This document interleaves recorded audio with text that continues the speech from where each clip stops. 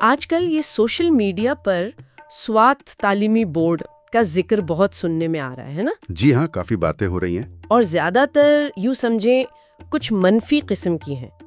تو آخر یہ سارا معاملہ ہے کیا؟ آئیے ذرا اس پر تفصیل سے بات کرتے ہیں. بالکل.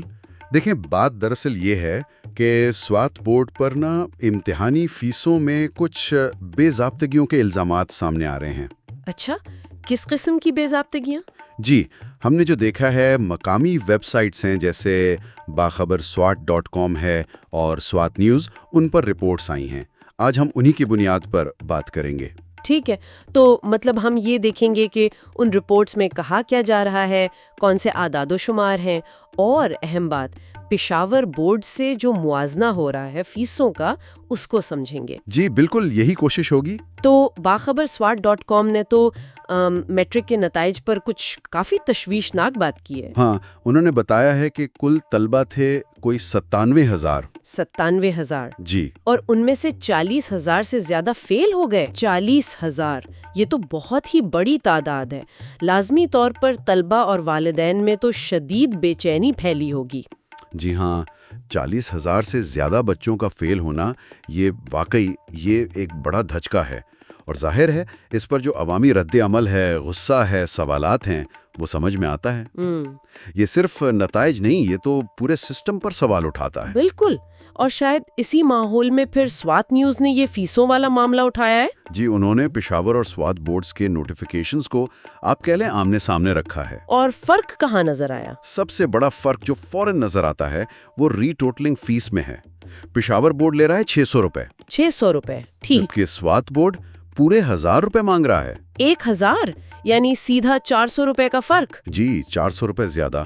اور ذرائع نے یہ نہیں بتایا کہ اس اضافی چارج کی وجہ کیا ہے. مطلب کوئی وضاحت نہیں دی SWAT بورڈ نے.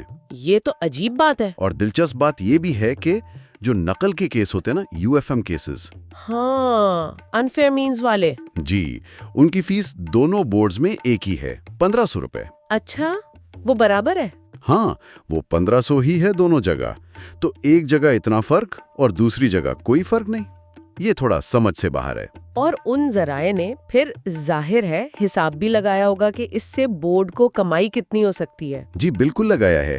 دیکھیں، اگر یہ 40,000 سے زیادہ فیل شدہ طلبہ جن کا ذکر باخبر SWAT نے کیا، اگر یہ سب ری ٹوٹلنگ کے لیے اپلائی کرتے ہیں تو 1,000 روپے فی کس کے حساب سے؟ تو یہ تو سیدھا 4 کروڑ روپے بن گئے. بالکل، 4 کروڑ روپے. اور پھر اگر UFM کیسز کا بھی ذرائع اندازہ لگا رہا ہے کہ اگر ان فیل شدہ طلبہ میں سے کافی کیسز بنتے ہیں تو 1,500 روپے فی طالب علم کے حساب سے. تو وہ 6 کروڑ الگ؟ جی، ذرائع کہتا ہے کہ ممکنہ طور پر 6 کروڑ وہ الگ بن سکتے ہیں. یعنی جو روٹین کی امتحانی فیس ہے اس کے علاوہ ان رپورٹس کے مطابق بورڈ ممکنہ طور پر 10 کروڑ روپے اضافی کما سکتا ہے. 10 کروڑ! یہ تو بہت بڑی رقم ہے. اور یہیں پر شاید وہ سوال اٹھا رہے ہیں، ہے نا؟ جی بالکل. ذریعہ ری ٹوٹلنگ کے عمل پر سوال اٹھاتا ہے. ان کا کہنا ہے، میں انہی کے الفاظ دہرا رہا ہوں، کہ پہلے سے چیک شدہ پرچہ اٹھا کر اس کی ری ٹوٹلنگ کون سی راکٹ سائنس ہے. کہ جس کے لیے 1,000 روپے لیے جا رہے ہیں. بالکل. اور یہی سوال پھر UFM کیس فیس پر بھی ہے کہ بھائی کون سے جج کو بلایا جاتا ہے کہ 1,500 روپے فی طالب علم وصول کیے جائیں. تو بنیادی طور پر ان رپورٹس کا موقف یہ ہے کہ یہ فیسیں خاص طور پر جب اتنے زیادہ بچے فیل ہوئے ہیں، یہ والدین پر بہت بڑا مالی بوجھ ڈال رہی ہیں. جی، شدید مالی بوجھ.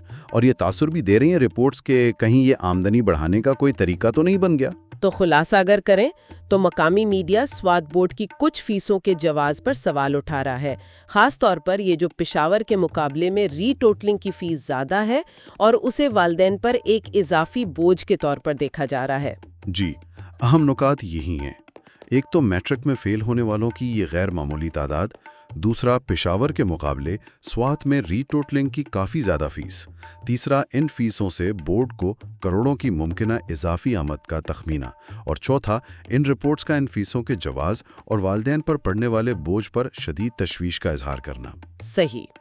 تو ان ساری معلومات کو اگر سامنے رکھیں تو ایک سوال ذہن میں آتا ہے، بلکہ کھٹکتا ہے، کہ اگر یہ کام جیسے ری ٹوٹلنگ ہے یا UFM کیسز کو نمٹانا، یہ واقعی اتنے سیدھے سادے ہیں جیسا کہ ان رپورٹس میں تاثر مل رہا ہے.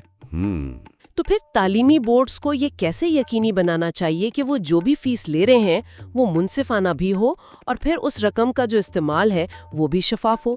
اس پر ضرور سوچنے کی ضرورت ہے۔ یقیناً شفافیت اور انصاف یہ بہت اہم پہلو ہیں۔